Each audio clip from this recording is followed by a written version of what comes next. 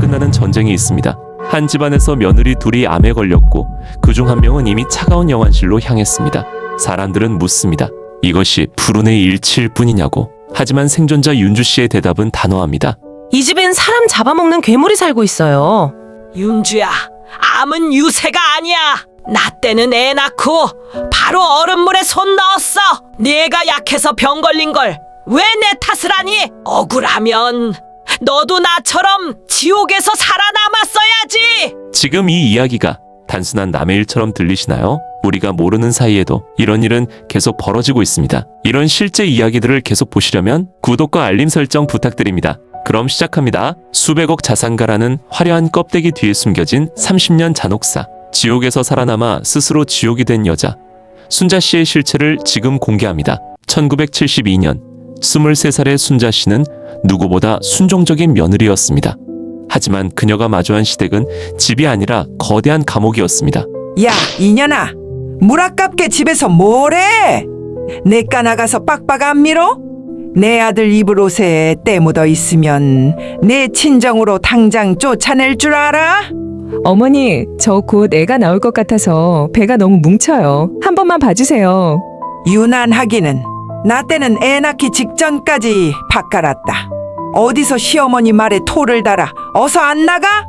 순자 씨가 기댈 곳은 오직 남편 철수 씨뿐이었습니다. 하지만 그는 비겁한 방관자였습니다. 순자야, 미안해. 우리 엄마 성격 알잖아. 그냥 한 번만 참고 다녀와. 나중에 내가 장날에 맛있는 거 사줄게. 응? 여보, 당신 미안하다는 말 참 쉽네. 그래, 죽여라 죽여. 내가 여기서 안 죽고 살아남으면 내 앞길 막는 것들 훗날 다 똑같이 지옥 보내줄 테니까. 깊은 밤, 보찜을 싼 순자가 첫째 아이를 등에 업고 친정집 대문을 두드리고 있습니다. 손은 동상으로 짓물러 진물이 흐르고 시댁의 학대를 견디다 못한 순자 씨가 마지막으로 향한 곳은 자신이 태어나고 자란 친정집이었습니다. 하지만 그곳의 대문은 시댁의 담벼락보다 더 높고 단단했습니다. 아버지, 엄마, 저 좀 살려주세요. 저 이러다 진짜 죽어요. 시어머니가 저를 사람 취급 안 해요. 이게 어디서 밤중에 망신살 뻗치게 찾아와? 출가했으면 그 집 귀신이 되어야지. 당장 돌아가. 아버지, 제 손 좀 보세요. 피가 안 멈춰요. 내가 죽어도 그 집 귀신으로 죽어야 우리 가문 체면이 선다. 어서 안 가. 순자야, 미안하다. 이거라도 먹고 어서 가거라. 가서 죽은 듯이 참아. 그게 내 팔자다. 팔자? 엄마도 나를 버리는 거야? 딸이 죽어가는 걸 보고만 있는 거야? 순자 씨는 깨달았습니다. 이 세상에 자신을 지켜줄 어른은 단 한 명도 없다는 것을요. 그날 밤, 그녀의 심장은 차가운 돌덩이로 굳어버렸습니다. 그래, 귀신이 되라고? 내가 그냥 귀신이 아니라 사람 잡아먹는 악기가 되어서 돌아올게. 당신들이 가르친 대로 나도 똑같이 해줄 테니까. 친정아버지의 출가 외인이라는 말 한마디는 순자 씨에게 살인 면허나 다름없었습니다. 3년 뒤 둘째 기태가 태어납니다. 지옥 같은 시집살이 속에서 순자 씨는 결론을 내립니다. 사랑보다 무서운 건 권력이고 이 집에서 유일한 내 편은 내 뱃속에서 나온 두 아들뿐이라는 사실을요. 기태야, 너는 엄마 말만 들어야 한다. 나중에 내 마누라가 들어오면 엄마가 당한 거 너는 절대 모르게 엄마 편만 들어야 해. 알았지? 훗날 며느리 둘을 죽음의 문턱까지 밀어넣을 괴물은 1970년대의 그 차가운 겨울물 속에서 완성되고 있었던 겁니다. 1984년 지옥 같은 삶의 유일한 숨구멍이었던 남편 철수 씨가 공사 현장에서 추락사합니다. 하지만 슬퍼할 겨를도 없었습니다. 더운 여름, 낡은 장례식장. 상복을 입은 순자가 남편 철수의 영정사진 앞에 넋을 잃고 앉아 있습니다. 남편이 죽었지만 순자는 울지 않았습니다. 이 모습을 지켜본 시어머니는 화를 내며 순자에게 말을 합니다. 이 잡아먹을 년, 내 키가 얼마나 세길래 내 귀한 아들을 데려가? 보상금 나온 거 어디 있어? 내 아들 목숨값인데 당장 내놔라.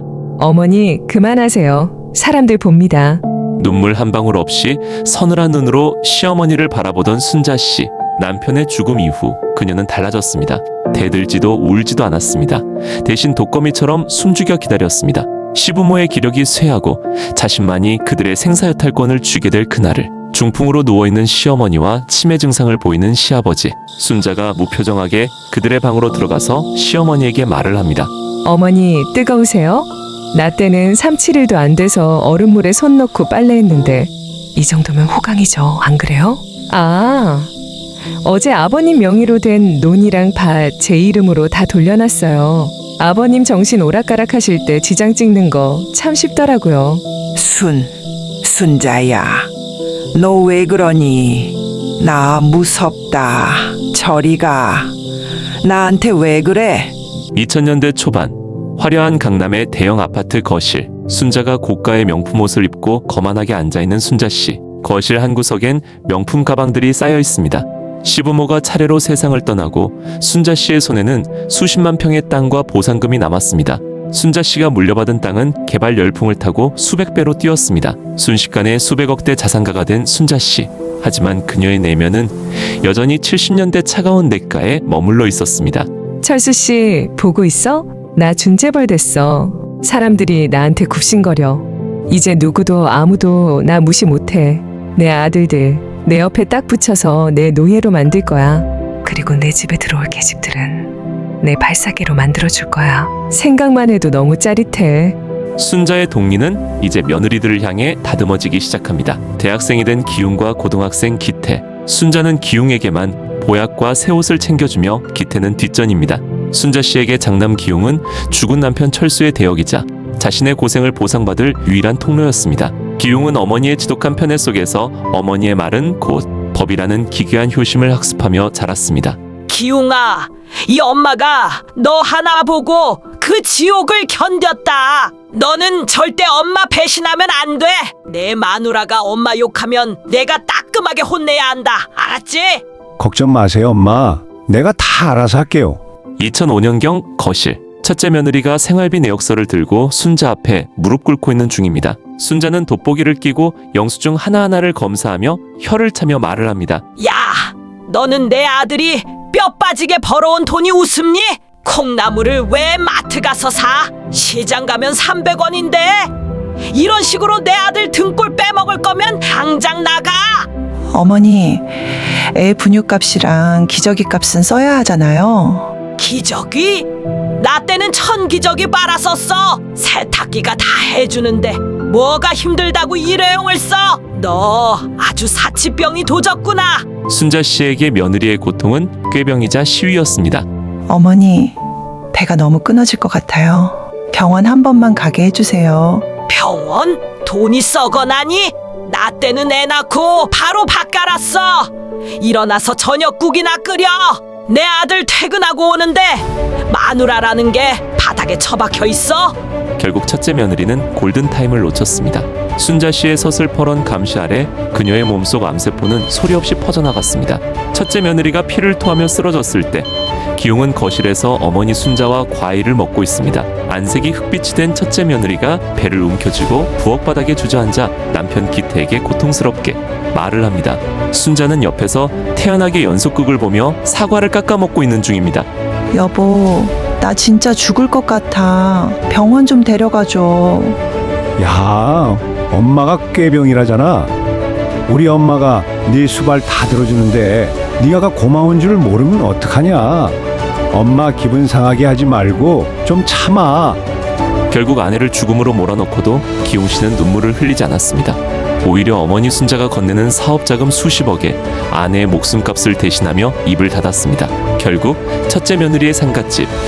순자는 상복을 입고 손님들에게 웃으며 인사를 건네며 손님들에게 말을 합니다. 아유, 우리 며느리가 몸이 워낙 약해서 내가 그렇게 몸보신을 시켜줬는데도 못 버티네.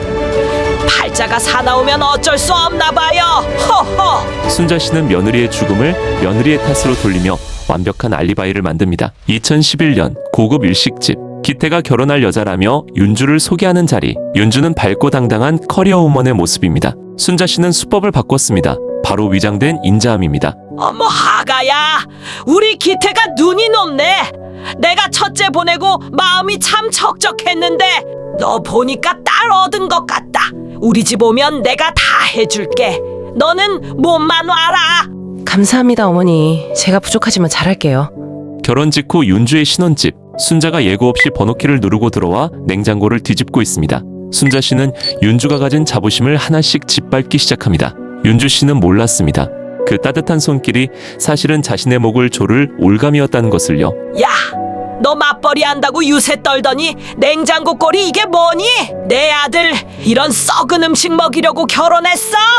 어머니, 어제 퇴근이 늦어서 장을 못 봐서요. 그리고 비밀번호는 좀... 비밀번호? 내가 내 아들 집 오는데 내 허락 맡아야 해? 꼬우면 너도 네 친정에서 수억해오던가. 너는 내 돈 없으면 아무것도 아닌 존재라는 가스라이팅. 이것이 윤주를 고립시키기 위한 1단계 전략이었습니다. 윤주의 회사 앞, 순자가 기사대동한 검은 세단을 타고 나타나 퇴근하는 윤주를 가로막습니다. 야, 너 오늘 회식이라고? 내 아들은 집에서 찬밥 먹는데 내가 어디서 술판이야? 당장 차에 타. 이 회사 때려치워. 내가 내 연봉 10배 줄 테니까 집에서 내 아들 수발이나 들어. 어머니, 제발요. 여기서 이러시면 저 사회생활 못해요. 사회생활? 내 돈으로 먹고 살면서 무슨 사회생활이야? 내일 당장 사표 안 쓰면 이 회사 건물주한테 연락해서 네 책상 빼라고 할 줄 알아? 30년 전이나 지금이나 순자의 대답은 한결같습니다. 병원 로비. 윤주가 갑상선암 진단서를 들고 울고 있습니다. 순자는 옆에서 명품 쇼핑백을 든 채 하품을 하며 윤주에게 말을 합니다. 야, 갑상선은 병도 아니야. 수술하고 바로 나와서 저녁 차려. 첫째 년은 엄살 부리다 죽었지만 너는 독하게 버텨야 할 거 아니야? 내 아들 호라비 만들면 내가 너 가만 안 둬. 어머니, 형님도 그렇게 보내셨잖아요. 저까지 죽어야 속이 시원하세요? 어디서 눈을 부라려. 억울하면 너도 나처럼 지옥에서 살아남던가. 어느 날 순자집의 거실. 기태는 사업이 망해 어머니 순자의 치마폭으로 숨어든 기웅이 윤주에게 갑질을 하고 있는 중입니다. 야, 재수 씨, 우리 엄마가 김장하라면 하는 거지. 암이 무슨 벼슬이야. 나도 와이프 보내봤지만 다 마음먹기에 달린 거야. 일어나서 어머니 수발이나 들어. 이때 퇴근 후 돌아온 기태. 이 모습을 보고 기태가 7년 만에 처음으로 목소리를 높였습니다. 박기웅, 당신 입 닥쳐. 형수님 죽인 걸로 모자라서 이제 내 아내까지 죽이려고 들어? 이 자식이 미쳤나? 형한테 말버릇하곤 너 돌았냐? 이게 다 어머니 재산 지키고 우리 잘 되라고 하는 소리 아니야? 그 피 묻은 돈 형이나 다 처먹어. 나는 오늘부로 너 기웅이, 넌 형도 이제 아냐, 알았냐? 그리고 어머니랑 끝이야. 윤주야, 나와, 집에 가자. 기태는 왜 7년이나 침묵했을까요? 기태 씨는 알고 있었습니다. 어머니가 첫째 형수에게 무슨 짓을 했는지. 하지만 그는 외면했습니다. 어머니의 재산이, 어머니의 눈물이 더 무서웠으니까요. 그날 밤 기태가 혼자 소주를 마시며 윤주의 진단서를 바라보며 아내 윤주에게 힘겹게 말을 합니다. 나는 그냥 눈 감은 거잖아. 형수 죽어가는 거 다 알면서 윤주한테도 똑같이 하고 있었잖아. 나도 공범이야. 미안해 윤주야. 기태 씨가 7년의 침묵을 깨기로 결심하는 데는 딱 하나의 장면이 필요했습니다. 아내 윤주의 눈물이었습니다. 첫째 형님이 죽기 전 남긴 암호로 금고를 열었습니다. 손이 떨렸지만 멈추지 않았습니다. 윤주는 단순히 집을 나가는 것으로는 복수가 아니라는 걸 알았습니다. 어느 늦은 밤 순자의 서재. 갑상선암 수술을 앞둔 윤주가 창백한 안색으로 금고를 엽니다. 어머니, 당신이 형님 이름으로 생명보험까지 들어놨었네요. 죽을 때까지 돈줄로만 본 거야? 이제 당신이 그 돈 때문에 지옥 구경 좀 해봐.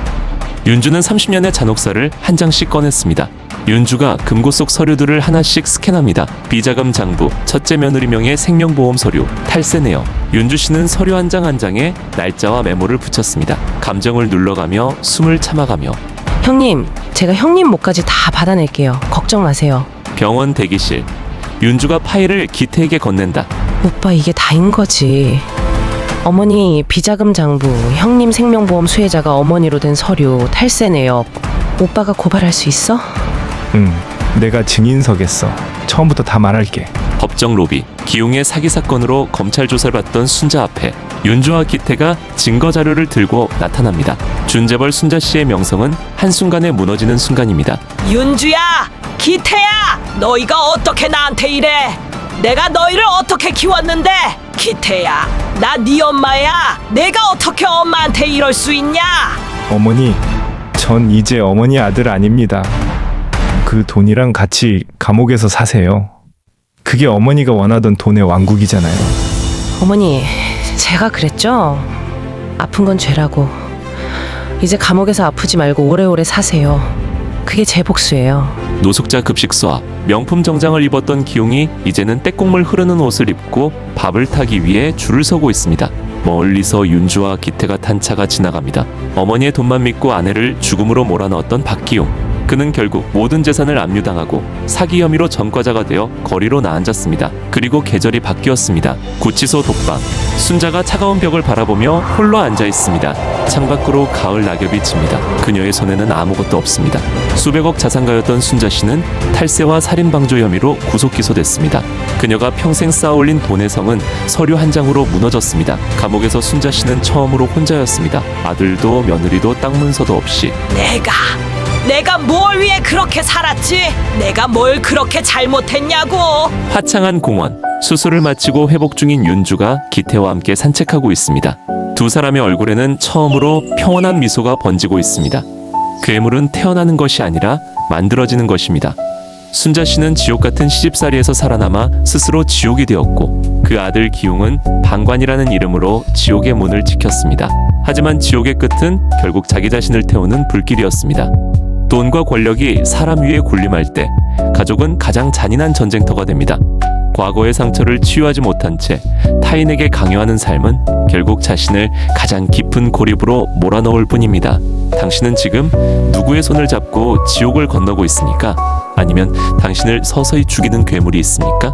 이 비극적인 이야기가 여러분께 작은 경종이 되었길 바랍니다. 여러분이라면 이 상황에서 어떻게 하셨을까요? 순자의 행동 이해되시나요?